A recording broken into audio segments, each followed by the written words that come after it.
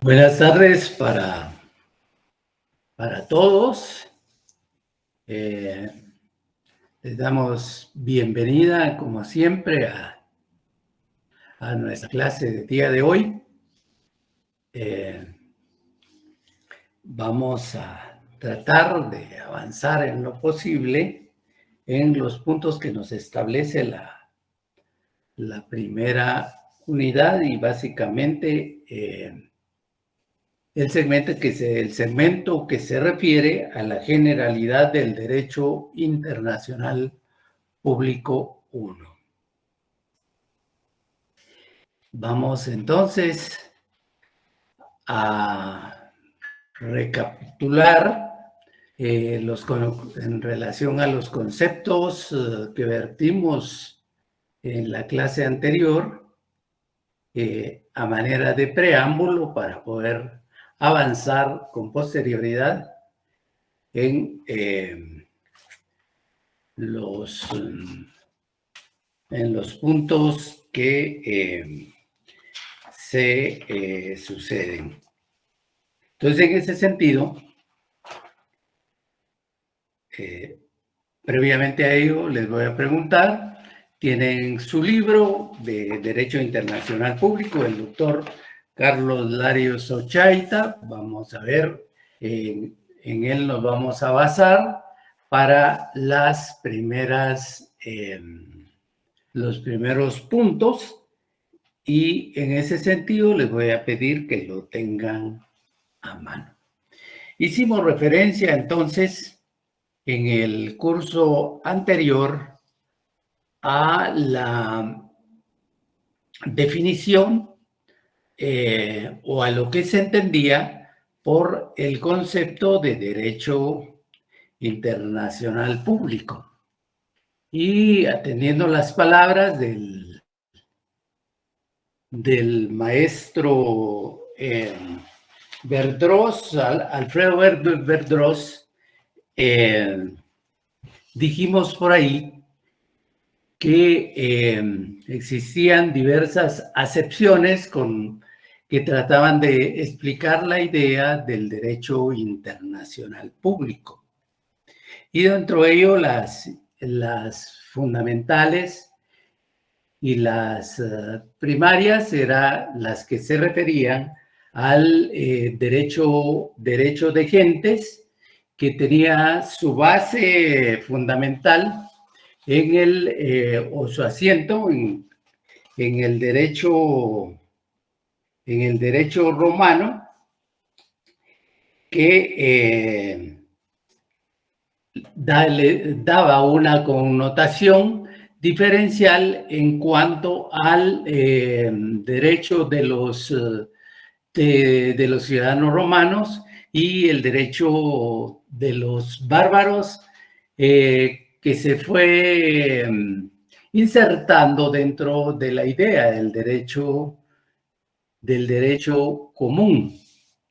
Entonces, de esa cuenta tenemos una denominación de derecho internacional, y la otra denominación es la que se refiere al derecho de gentes o el derecho de las personas. Posteriormente a ello, teniendo la idea de la existencia de esos términos que pretendían o pretendieron signar la denominación del derecho internacional, tenemos algunas contribuciones que hacen los distintos tratadistas y conocedores del derecho internacional, como lo fue en su momento, como lo fue las posiciones que asumió al respecto el tratadista de derecho internacional Kelsen, quien hace referencia también a la acepción del derecho internacional a la connotación, a lo que se debería de entender y a lo que englobaba y comprendía el derecho internacional público. Dijimos nosotros, con base a lo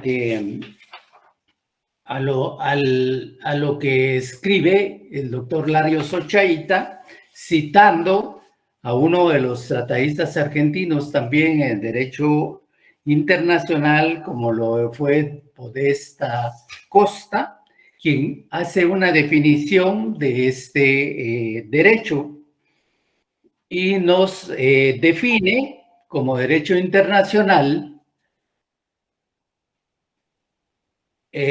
al conjunto de normas que rigen las relaciones de los estados entre sí y también de estos con ciertas entidades que, sin ser estados, poseen personalidad jurídica internacional. Engloba, básicamente, en términos sencillos, en términos prácticos, lo que desde su perspectiva contiene esta definición del derecho internacional público. Lo define como conjunto de normas que rigen relaciones entre estados, que es el primer, podríamos decir, elemento fundamental que significa el derecho internacional, esas relaciones entre sí que se dan a través del reconocimiento mismo de estas unidades integrales soberanas y también de estos estados o de estas unidades que asumen el concepto de soberanía, dice con ciertas entidades que, sin ser estados, poseen personalidad jurídica. Les pregunto, ¿a quiénes se refiere Podesta Costa cuando en su definición nos está diciendo que también rigen las relaciones de los estados con ciertas entidades, establece él, que sin ser estados poseen personalidad jurídica internacional? ¿A quiénes creen ustedes que se refiere? Les dejo el uso de la palabra para que... ¿A la ONU, licenciado? ¿A cómo? ¿A la ONU? La ONU, no puede ser a la ONU porque la ONU forma parte de esa comunidad internacional organizada que dicta a través de sus propias resoluciones normas de derecho internacional que sean vinculantes o no, pero dicta en definitiva normas y que dentro de su estructura tiene un órgano de análisis jurídico y de compilación del derecho internacional. Entonces, la ONU es una respuesta de todos los estados en su momento dado a la acción negativa de la guerra, y es una organización que se establece para que mantenga la paz. Entonces, sí, no sería la ONU como tal, sino que básicamente nos estamos refiriendo a otro tipo de entidades, establece él ahí, como es la Iglesia Católica, que en su momento se le otorgó un reconocimiento, y tiene un reconocimiento de Estado que incide en definitiva en temas propios de su quehacer como iglesia católica, el papado, el Estado de Roma, pero también existe otra entidad que es fundamental, que se le reconoció a través de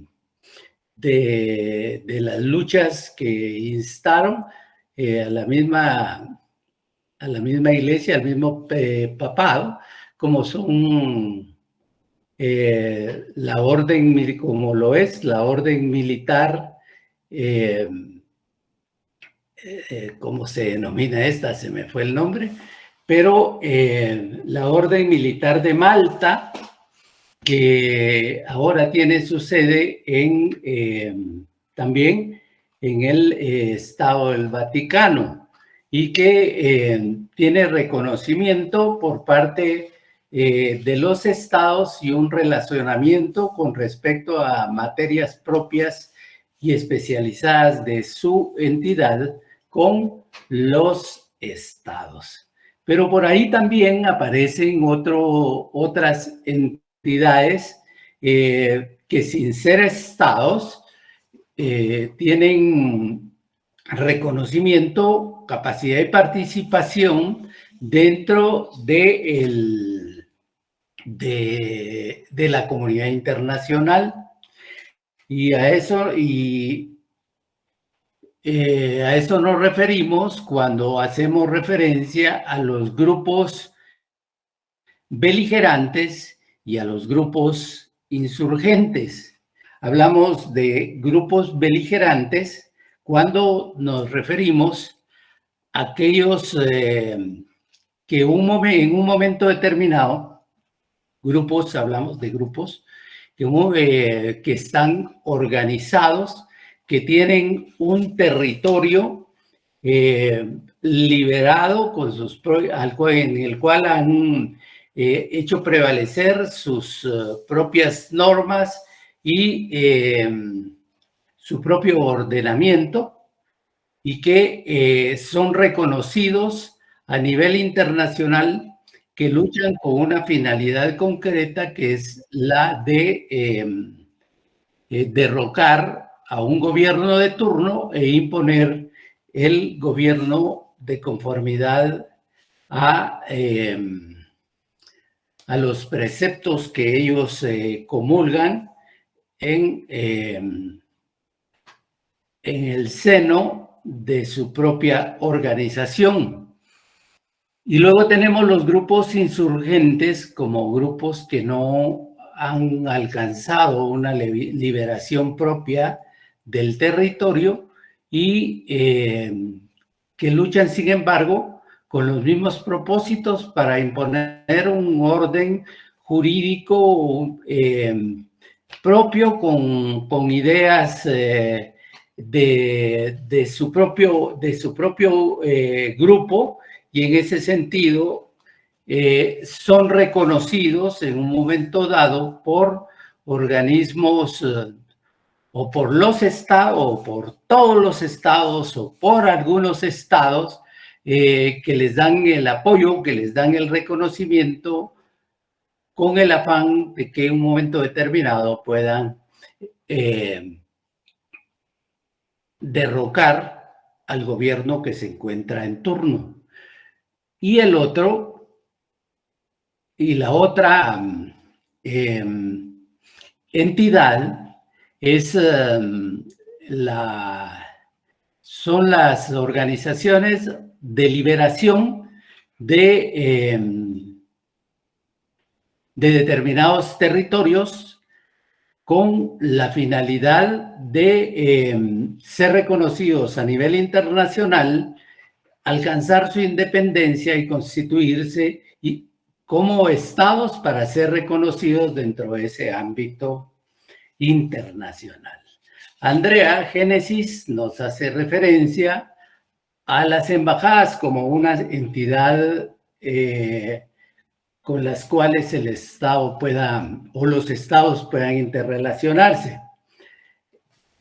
Podríamos decir que estas misiones diplomáticas cuentan con un órgano nombrado por el Estado de conformidad con sus normas domésticas, y que ejerce representación política de ese Estado frente a los estados que lo reconozcan o los estados que así lo acepten como tal, y entonces la relación vendrá a nivel diplomático, donde se representará al estado que nombra para que lo represente en el otro estado, donde ejercerá sus propias funciones. Entonces, de acuerdo a eso, no, las embajadas o los embajadores serían los órganos externos de representación del Estado. Veamos entonces, para finalizar el criterio, para concluir con esta idea de la definición del derecho internacional y su contenido, tomamos o retomamos lo que determinó de lo que el doctor Larios Ochaita en su libro Derecho Internacional Público consideró que debería entenderse como derecho internacional público. Y lo describió de la siguiente manera, que dice: el derecho internacional público, conjunto de normas y o principios que rigen relaciones de los estados entre sí, es decir, todas aquellas relaciones que puedan establecerse entre estos entes soberanos o que ejercen soberanía y que son reconocidos como tales con fundamento en principios de igualdad, de respeto y con derecho a voto dentro de los organismos internacionales. Entonces, las relaciones que se puedan dar entre estos estados, que puedan ser intercontinentales, que puedan ser regionales o que puedan ser subregionales, o que simple y sencillamente sean relaciones que se produzcan a través de determinadas formas organizativas de los estados en búsqueda de relacionamiento de carácter comercial, de carácter económico, de carácter financiero o bien de otra naturaleza, o que en un momento determinado los conlleve a constituir organizaciones integradas con la finalidad de dar una respuesta unificada hacia los diversos estados en el exterior. Entonces, estos grupos como tal puede ser el grupo de los 77, que aglutina en su seno en la actualidad alrededor de 134 países. Estamos hablando acerca de casi el 80% de Naciones Unidas y que existen como tal y se reúnen con una finalidad concreta. O también podemos hablar de organizaciones como la Organización Internacional del Petróleo, la Organización de Países Productores de Petróleo, que se reúnen en función de regular esta actividad geoestratégica, podríamos decir, política a nivel internacional. Son ellos los que en un momento determinado definen los precios que van a regir en todo el globo sobre la base de sus intereses mismos. Es la OPEP la que se reúne. También tenemos organizaciones como el Asia-Pacífico, también formas organizativas que rige, por las cuales los estados se reúnen y adoptan determinadas resoluciones que vinculan a los mismos como parte de esas organizaciones. Tenemos organizaciones de carácter importante en las cuales concurren los países más ricos del mundo, como lo son los grupos del G7. También emiten algunas normas de carácter internacional. De esa manera, entonces, tenemos las relaciones que puedan existir entre los estados. Relaciones de estados y aquellos entes internacionales que, sin ser estados, en el sentido pleno de la palabra, reciben el tratamiento de estado. Y para ello hablamos de la orden de Malta, hablamos de los grupos insurgentes, de los grupos beligerantes. Podemos hablar también de aquellos grupos que estén bajo la tutela de la Organización de Naciones Unidas. También hace referencia el doctor en su definición amplia de lo que contiene este derecho internacional público, las relaciones de los estados y aquellas entidades que, sin ser estados, poseen personalidad jurídica internacional. Son las entidades de las que hicimos referencia anteriormente. Y las relaciones de los estados y de los individuos en el ejercicio de aquellos derechos y deberes que se consideren de naturaleza internacional. Hablamos entonces acá de las personas individuales con derechos, con obligaciones, con capacidades suficientes para poder actuar y reivindicar, demandar o ser responsables de determinadas acciones que afecten a una comunidad o a una colectividad en concreto.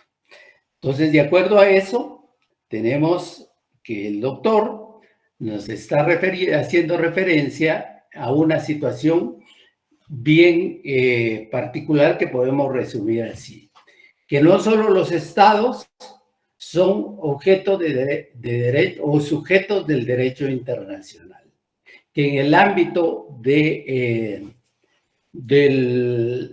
la esfera internacional también hay otros grupos que han sido reconocidos como tales y que tienen legitimidad, tienen capacidad, gozan de personalidad, gozan de personería para poder ser representados en los diversos foros a nivel internacional. También hace referencia a la participación del individuo dentro de ese marco del derecho internacional, que no necesariamente tiene la capacidad para crear normas de carácter internacional, pero sí puede actuar como sujeto de derechos y como sujeto de obligaciones. En ese ámbito, entonces, tenemos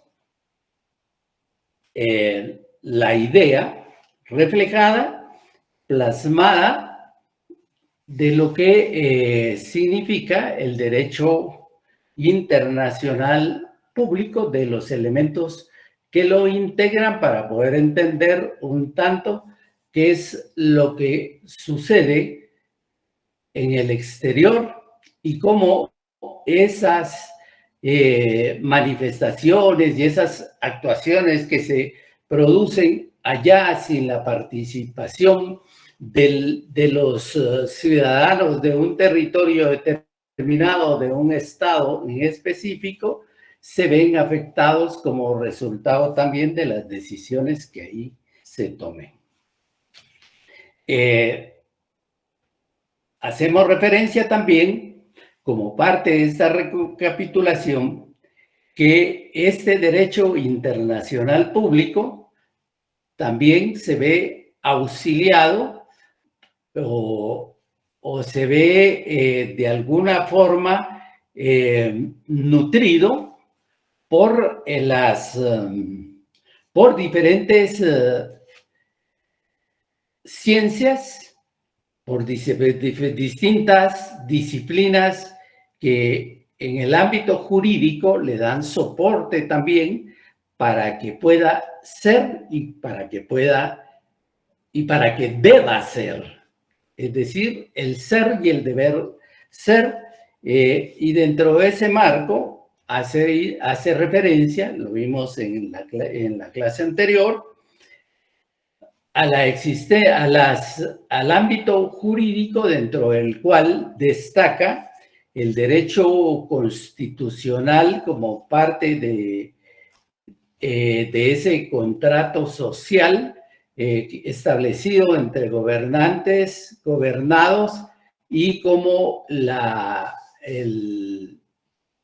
forma organizativa propia del Estado, que tiene su manifestación, tiene dentro de ese marco organizativo, dentro de ese marco normativo, valorativo, otorga determinadas atribuciones y crea órganos importantes como es la presidencia, los jefes de Estado, los primeros ministros, que en un momento determinado tienen a su cargo el diseño de la política internacional, el diseño de las relaciones internacionales, el diseño también de la aprobación, el diseño de la autoridad para la aprobación o no de determinados instrumentos jurídicos de carácter internacional, llámese convenciones, declaraciones, acuerdos que tienen una incidencia a lo interno del Estado. Luego tenemos el derecho administrativo también, que crea los diversos órganos, las diversas instancias administrativas que servirán para la ejecución de las políticas que asuma el Estado para con la comunidad internacional hacia el exterior.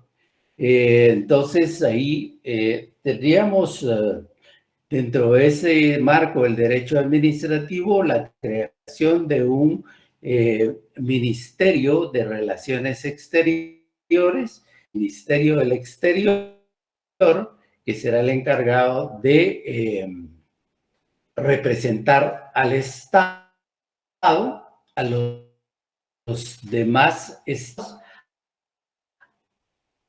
con relación también a determinadas entidades especializadas del derecho y reconocidas por el derecho internacional. Hacemos referencia también al derecho financiero, con el cual podríamos decir que el Estado puede asumir a través de sus diferentes órganos la aprobación de préstamos con los organismos financieros internacionales, llámese Banco Mundial, llámese Banco Centroamericano Interamericano de Desarrollo, llámese Fondo Monetario Internacional, FMI, que son los que en un momento determinado pueden otorgar financiamiento para determinadas obras que pretenda realizar el Estado. y que debe de pagar, porque si no lo hace, entonces quienes pagan, en definitiva, no son los gobernantes, no son quienes aprobaron asumir o solicitar determinados financiamientos, sino que son los ciudadanos de a pie de los estados correspondientes, los trabajadores, en definitiva. Luego tenemos relación con respecto al derecho mercantil. Aquí podemos hacer referencia a la Organización Mundial del Comercio con respecto a los estados entre sí en sus diversas relaciones de carácter mercantil. Tenemos también el derecho penal, este derecho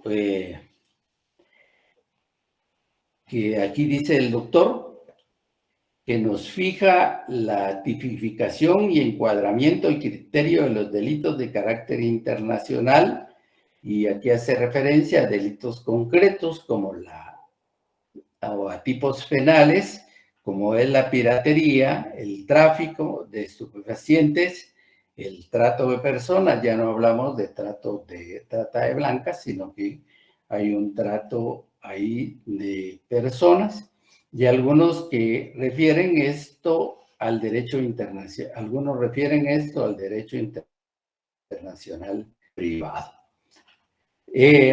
Sin embargo, encontramos la existencia también de una convención, de la Convención de Palermo del año 2000, esta es una convención de Naciones Unidas que va dirigida a combatir la delincuencia organizada en sus diversas manifestaciones. También hace referencia a los protocolos que se han adoptado con respecto a esta convención, y a la resolución 5525 de la Asamblea General de las Naciones Unidas, que contiene el Estatuto de Roma, a través del cual se crea el Tribunal Penal Internacional, que ha juzgado o que en la actualidad juzga a determinados sujetos que han violentado el derecho internacional, los derechos humanos, y fundamentalmente han realizado actos que encuadran dentro de los delitos de lesa humanidad. Entonces, también vemos que existen determinados órganos o instancias internacionales a la cual acuden las personas, los individuos, a la cual acuden los estados con la finalidad de que se juzgue a determinadas personalidades. Pueden ser gobernantes, pueden ser primeros ministros, presidentes, jefes de Estado, que en su accionar quebranten normas de derecho internacional, y sobre todo aquellas que están contenidas dentro del marco de los derechos humanos. Y entonces estas diversas disciplinas jurídicas son las que le dan soporte al derecho internacional. Sin embargo, el derecho internacional público también se ve acompañado, auxiliado de otro tipo de disciplinas que no son meramente jurídicas, sino que son ciencias que le otorgan datos para poder precisar normas y jurídicas valorativas concretas para la creación de diversos instrumentos de derecho internacional público. Dentro de ello tenemos la historia, a través de la cual el derecho internacional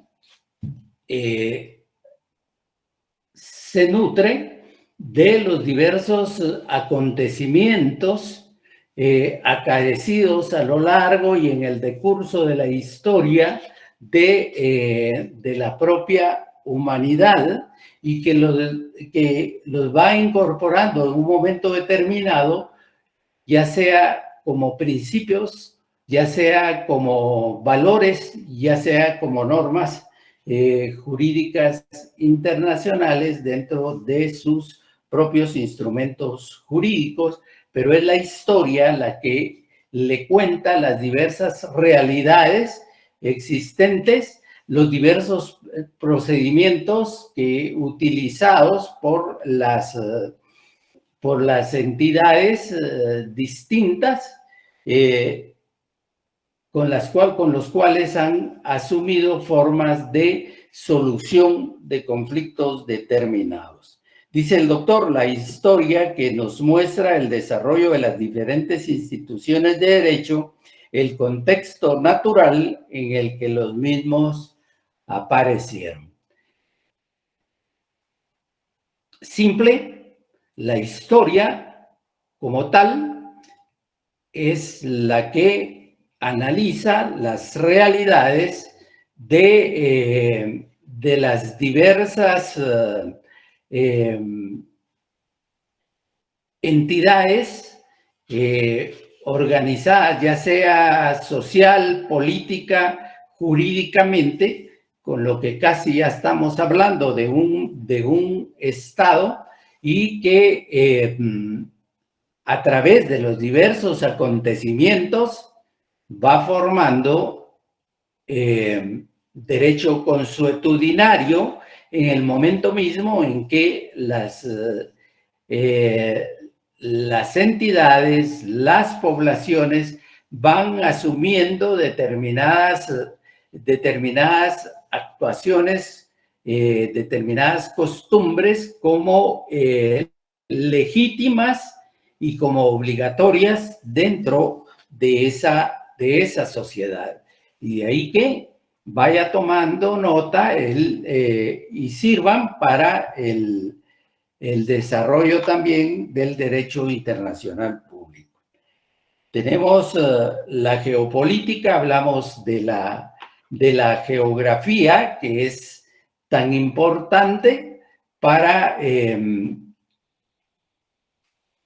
ubicar, para defender posicionamientos, para comprender situaciones específicas sobre la base de las posiciones en las que se encuentran ubicados los diferentes estados. Luego, entonces, el doctor hace aquí la geopolítica, un término compuesto dentro de la geografía y la política, que ha favorecido la aparición de determinadas tendencias jurídico-político. Es decir, a partir de la misma geografía, de la misma ubicación, de la misma orografía, que determinan el posicionamiento de los estados o de las entidades geográfico-políticas. En esa medida también esta ciencia dará aportes importantes al derecho internacional público. La ciencia política como tal también será parte importante para ir aportando datos que sean necesarios en el desarrollo del derecho internacional público. Una ciencia importante del derecho internacional público, por lo cercano, es la ciencia de las relaciones internacionales, que tratan los asuntos extranjeros y de las grandes cuestiones del quehacer interno y externo de los estados mismos. Es decir, las relaciones internacionales son también, como parte de las ciencias auxiliares, forman una ciencia auxiliar del derecho internacional público. La sociología, por supuesto que es importante, toda vez que es el subsuelo mismo en donde se erigen las relaciones del Estado con respecto a sus propias, a su propia estructura organizativa y al interrelacionamiento de gobernantes, gobernados. Pero es la base fundamental sobre la cual también se van a surgir normas valorativas, normas jurídicas que sustenten las relaciones de ese Estado mismo y que van a tener implicación en el derecho internacional público. Y la economía es fundamental, toda vez que sobre la base económica gira una serie de relacionamientos que sirven, que inciden en las normas de un Estado en particular. Tenemos entonces que con esto hicimos un preámbulo de lo que vimos en la clase anterior. Veamos ahora lo que nos corresponde, que es cómo se ha denominado a la par al derecho internacional en el tiempo de su aparecimiento, en el tiempo de su desarrollo para la actualidad. ¿Qué denominaciones, qué significaciones, qué connotaciones ha tenido esta rama del derecho exterior con respecto a los diferentes estados y sobre todo a través de su mismo desarrollo y evolución? Toda vez que los estados no surgieron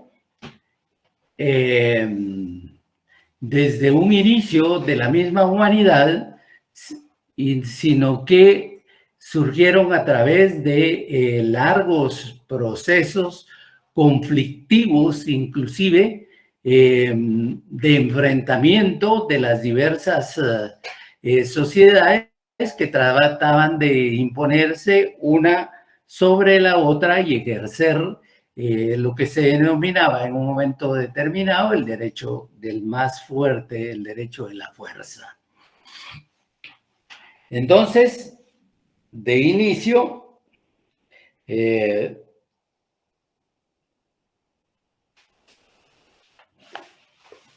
doctor en su libro, en el tercero de este capítulo, hace referencia a las denominaciones del derecho internacional público. de qué forma se ha denominado a lo largo del tiempo y quiénes son los autores y creadores de esos conceptos del derecho internacional. En sus inicios, indica el doctor, que se denominó derecho fecial debido a que en Roma existía un funcionario especial encargado de las formalidades relativas a las guerras, a las declaraciones de guerra y a la conclusión de tratados de paz. Es decir, este funcionario como tal tenía dentro de sus facultades, de manera concreta,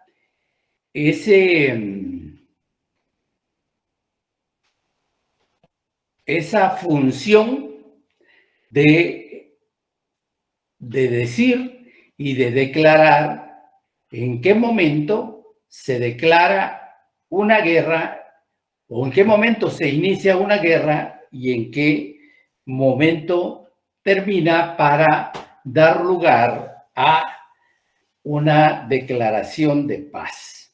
Para un tratado, para un acuerdo, para un armisticio de paz.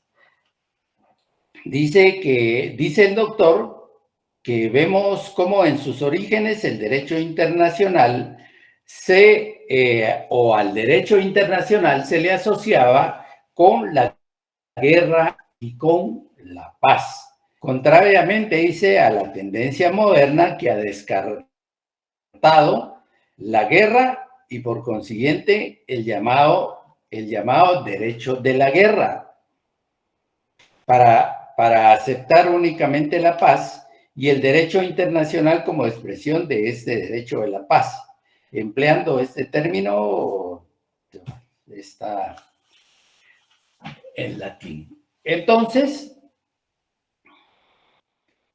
en su momento determinado era derecho fecial porque había un funcionario romano que dentro de sus funciones como tal estaba la declaración de la guerra y la culminación de la misma con acuerdos de paz. Dice el doctor, resalta que en esos momentos, o en esos momentos, se asociaba al derecho internacional con el derecho de la guerra, local en la actualidad ya no se produce, toda vez que existe por ahí una materia que se denomina o que se trata de regular y de establecer todo lo relacionado a el derecho a la guerra, y dentro de ese ámbito hacemos referencia a lo que se determina como derecho humanitario, que en la actualidad, pues básicamente tampoco se le reconoce ya como un derecho de la guerra, sino que más bien un derecho humanitario que trate de disminuir los dolores y los horrores que se producen como resultado de estas confrontaciones bélicas en las cuales los estados o quienes participan de esa expresión bélica, pues luchan por su propia existencia y por su propia vida. Entonces, de manera que tenemos que en un inicio, dentro del derecho romano, también se le denominó derecho fecial, el derecho de la guerra. En la actualidad ya este derecho internacional ya no tiene mayor implicación en cuanto a el derecho de la guerra, más sí al establecimiento y lucha por la paz internacional, por alcanzar ese, ese anhelo de interrelación y de convivencia pacífica dentro de los mismos estados. Y por eso encontramos en las cartas de las diversas organizaciones, como es la Carta de Naciones Unidas, como es la Carta de la OEA, que las mismas tienen como propósito fundamental la preservación de la paz internacional. Otra denominación, conforme va evolucionando, es el jus gentium, que también es parte de este derecho romano, del que hablábamos anteriormente, derecho de gentes. Dice que entre los romanos tenía dos significados, jus gentium, bien específicos, en su sentido opuesto al jus civili. Era el derecho o disposiciones legales aplicables solamente dentro del derecho romano a los extranjeros o peregrinos. A ellos se aplicaba el jus gentium. La otra era eso es en su sentido opuesto al jus civile, y la otra es disposiciones de orden legal establecidas por la razón natural y observadas por todos los estados de la tierra. Es decir, ya la prevalencia de un derecho de un derecho natural que tenía como elemento esencial la existencia de la norma racional como parte de el ser humano. Y entonces las disposiciones de orden legal establecidas por la razón natural, es decir, el derecho no se crea, sino que el derecho forma parte de el interior del ser humano. Es el derecho natural. Y luego tenemos que en la Edad Media, este derecho,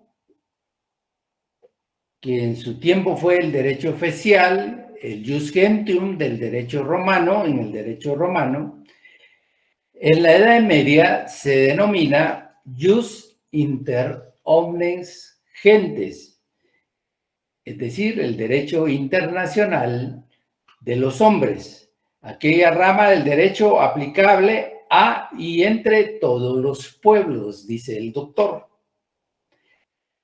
Que el término fue creado, fue inventado por el jesuita Francisco de Vitoria, un teólogo de la Universidad de Salamanca, dice.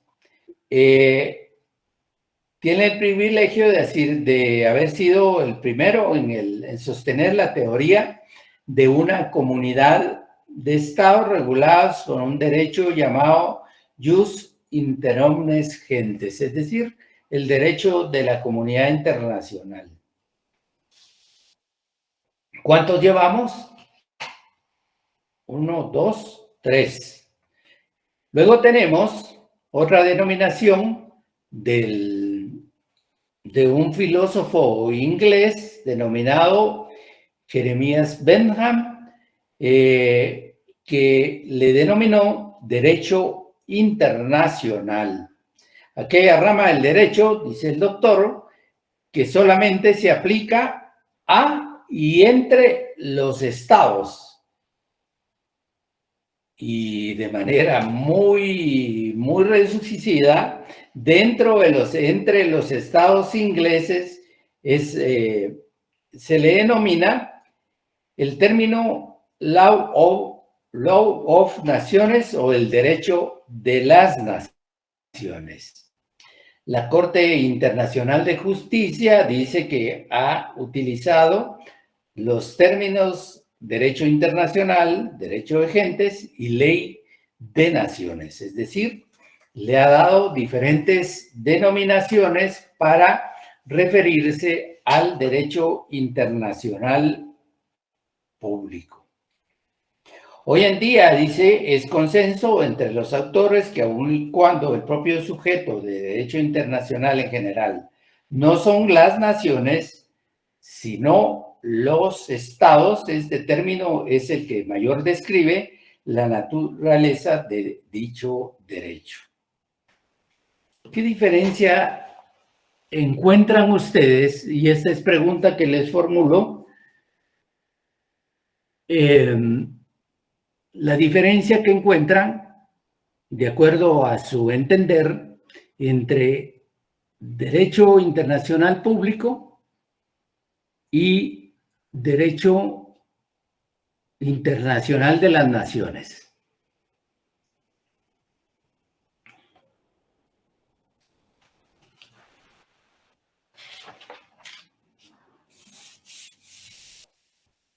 ¿Qué diferencia encontramos dentro de esos conceptos que se manejan a nivel del derecho internacional? Inclusive la misma Corte Internacional de Justicia los utiliza. Derecho internacional, derecho de gentes y ley de naciones.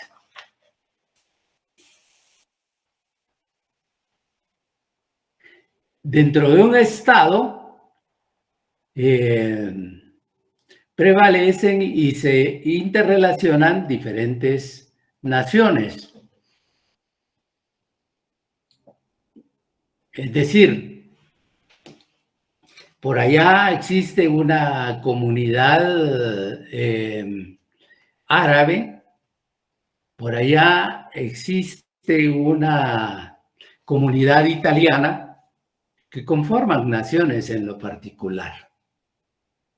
Y que sin embargo forman parte de una población que actúa, que vive, que trabaja, que se relaciona bajo el amparo de un Estado como unidad política. Entonces tenemos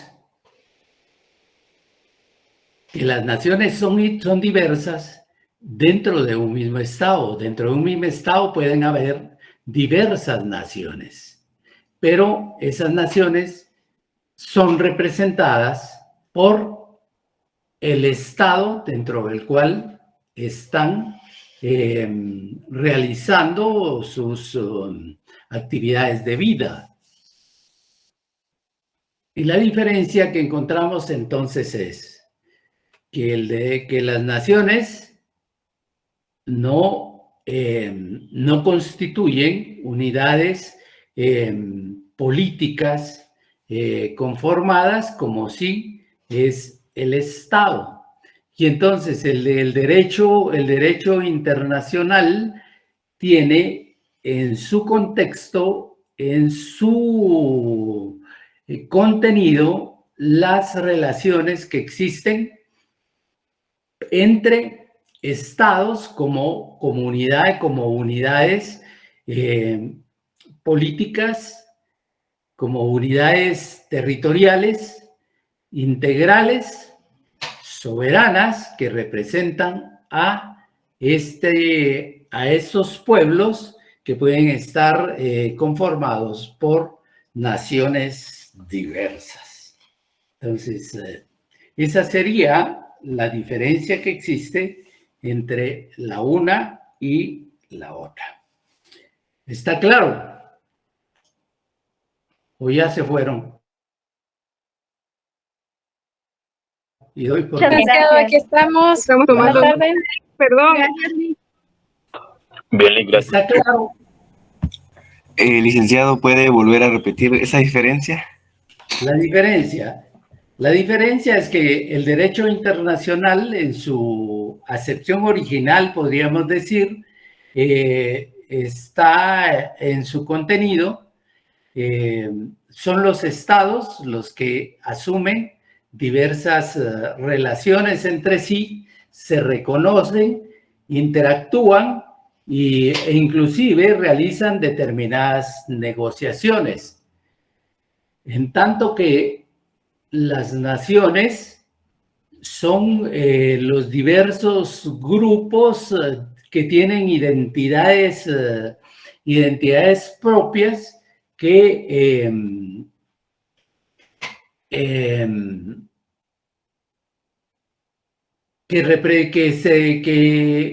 interactúan como parte de una población y que están bajo del amparo de la conformación organizativa de un Estado que lo representa a nivel exterior. Podría decirse que naciones es sinónimo de comunidades. Sí podríamos decir que si las naciones son grupos étnicos, son grupos con identidad dentro de un territorio concreto, de un estado, pues sí podríamos denominarles como la comunidad judía, como la comunidad italiana, y etcétera, etcétera. Sí, son los estados. Dice que si los estados son la representación de las naciones, por supuesto, los estados organizados jurídicamente facultan, crean sus órganos de representación a nivel internacional que en el exterior representan la voluntad misma del Estado y de las naciones. José Alfonso Jr., Lic, perdón, entonces digamos que para relacionarse con Taiwán como nación sería a través de la República China. Bueno, ahí hay una situación muy especial, muy concreta, con connotaciones de carácter histórico y de naturaleza política que ha determinado que inclusive una política de la República Popular de China en cuanto a considerar a Taiwán como parte de la República Popular. No obstante, la República China ha determinado que ellos constituyen una república distinta, y en ese sentido pues ha establecido ya relaciones diplomáticas, yo creo que a nivel centroamericano ya únicamente con Guatemala, y a nivel internacional pues ya con muy pocos. Los Estados Unidos y por supuesto con el Reino Unido, ¿cómo se llama? La parte del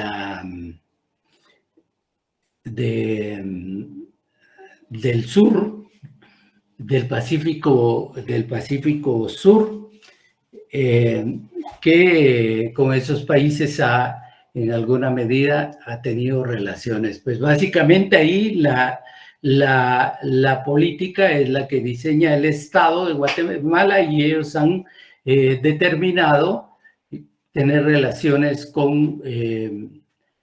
diplomáticas con esta República de Taiwán.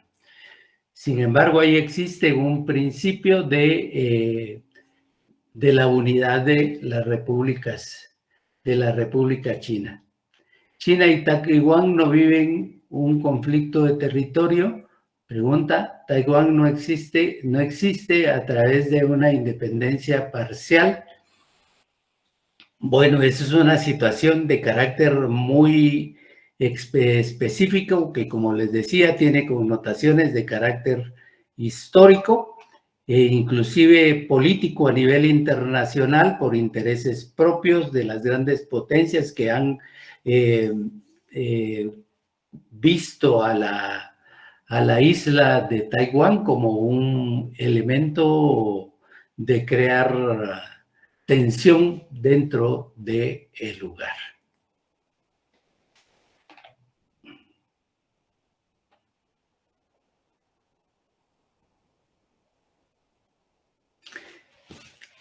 ¿Qué es el Estado? Vamos a verlo, pero el Estado en sí conforma una unidad política, social y jurídica organizada de tal manera que dentro de su seno pueda ejercer soberanía y jurisdicción. Y entonces todos los gobernados, todos los ciudadanos que se encuentren dentro de ese territorio, veamos la ley del organismo judicial, dice que la ley se aplica a todos aquellos que están dentro del territorio guatemalteco. Y entonces, el Estado como tal, en el ámbito internacional, representa a toda su población, independientemente de los grupos étnicos que existan dentro de la misma población. ¿Estamos claros? Quedamos claros con Luis Gustavo Juárez Matías y con María Fernalí Aroch Molina. Gracias, licenciado. Ok, y María Fernal. Bueno, estamos ahí para servirles.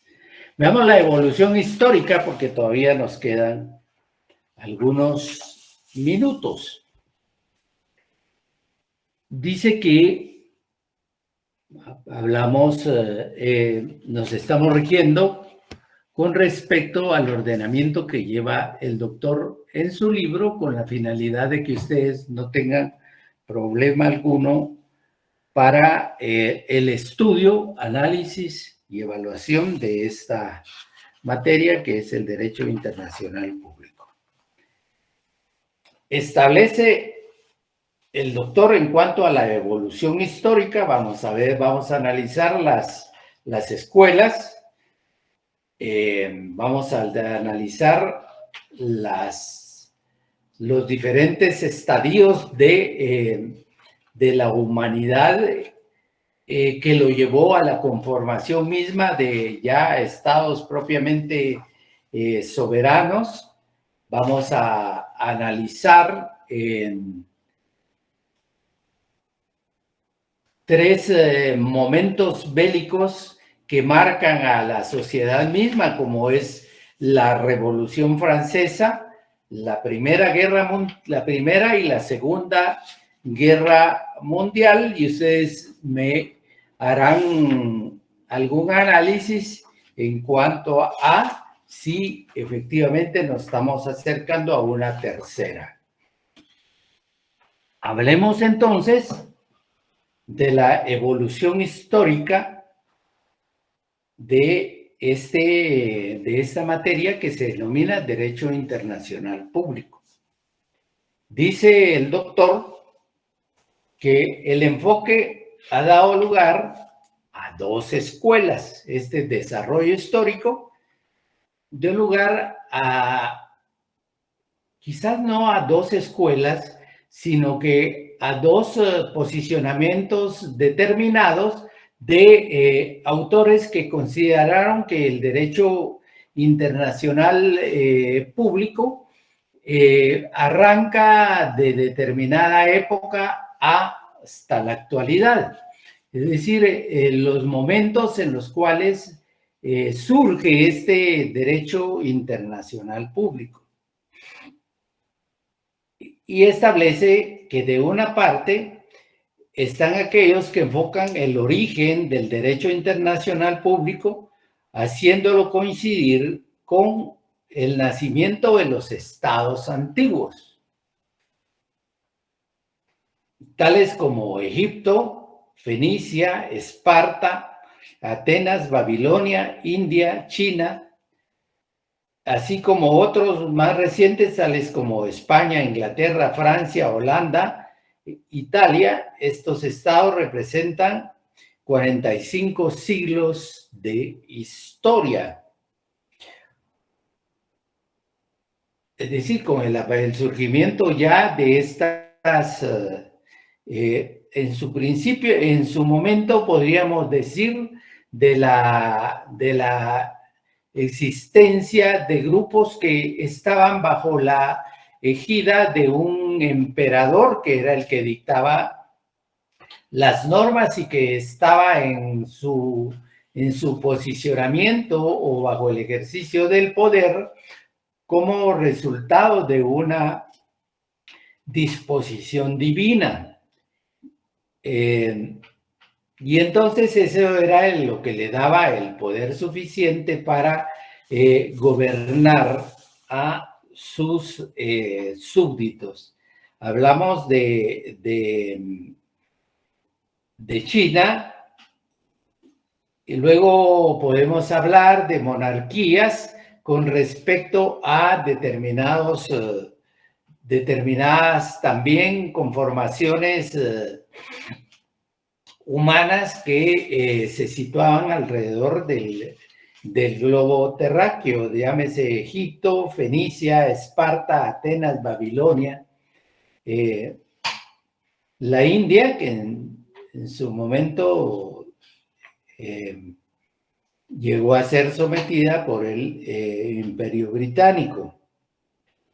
Y luego hace referencia a otros que enfocan el origen del derecho internacional con la conformación de los modernos estados europeos en el siglo XVI de nuestra era, es decir, posteriormente a la caída del Sacro Imperio Romano, que va dando lugar a la conformación ya de estados soberanos propiamente organizados. Y establece el doctor, por eso les decía, no son escuelas, son posicionamientos de diferentes autores. Dice que ambas posturas, ambas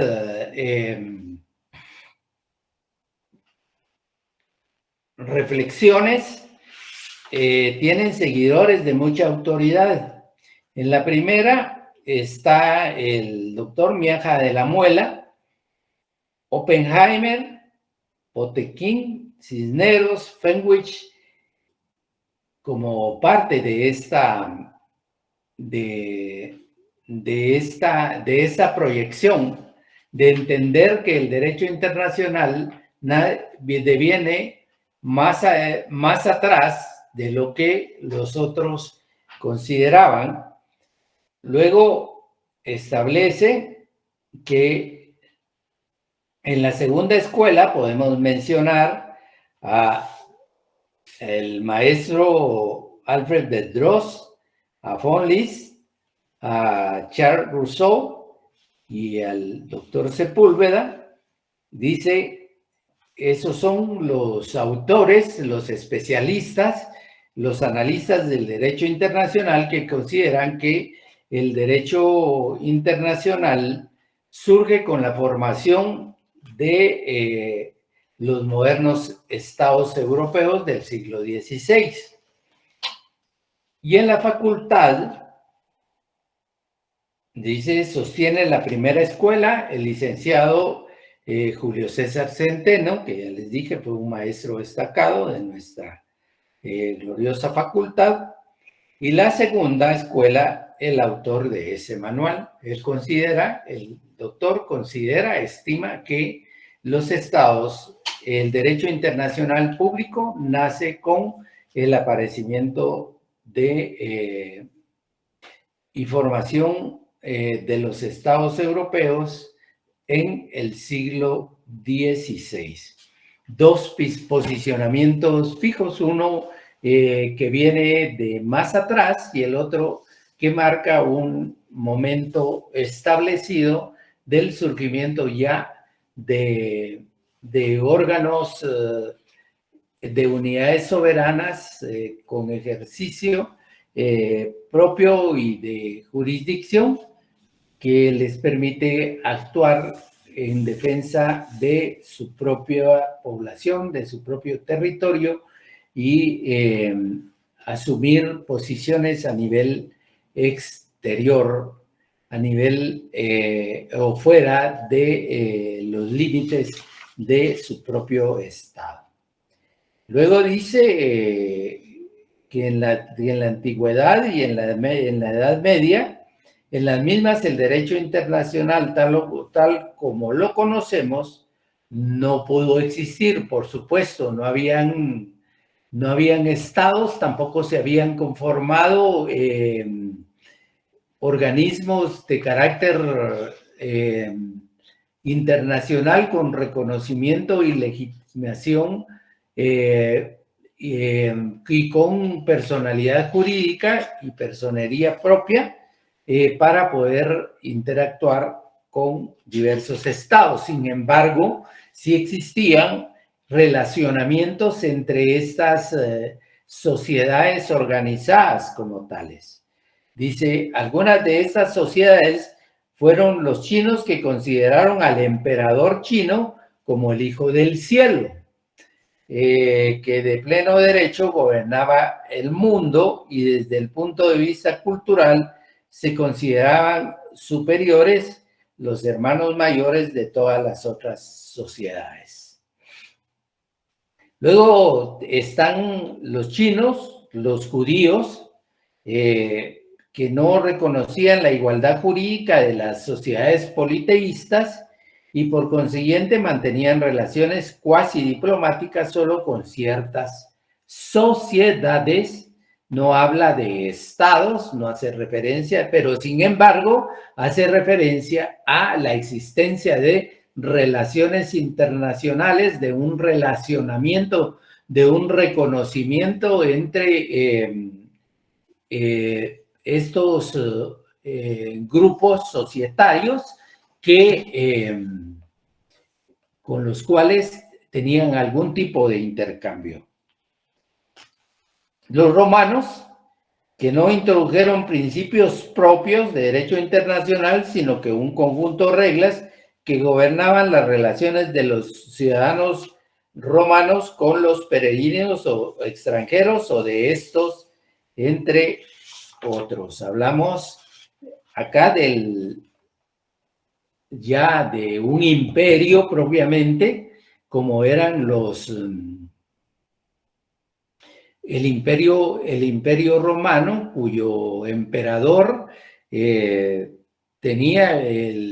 tenía o su poder devenía de la divinidad y dentro de ese marco de interrelación quedaron también ese jus gentium o ese derecho de gentes que no eran más que reglas para regular el relacionamiento entre los ciudadanos romanos y los extranjeros o peregrinos.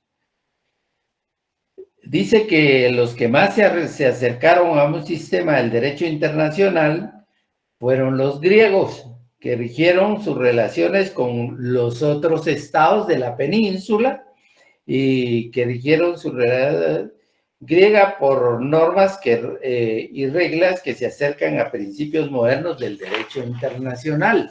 Es decir, vemos embriones ahí, vemos una semilla ya del derecho internacional actual, que sirvieron también para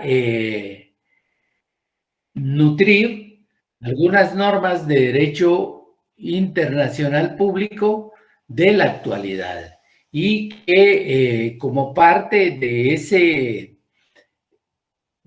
reconocimiento que fueron teniendo de diversas instituciones, fueron creando un derecho consuetudinario al cual le daban el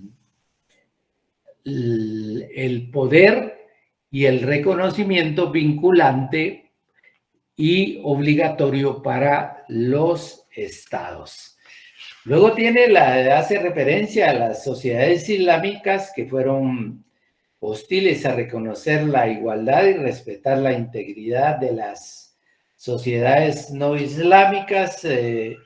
Yo creo que tienen mucha cultura y mucho aporte también hacia el relacionamiento dentro de los estados.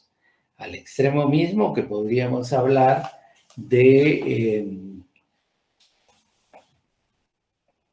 un imperio que también se va creando con respecto a estas sociedades de carácter islámico, como es el Imperio Otomano, que tuvo alguna incidencia con respecto a la Primera Guerra Mundial.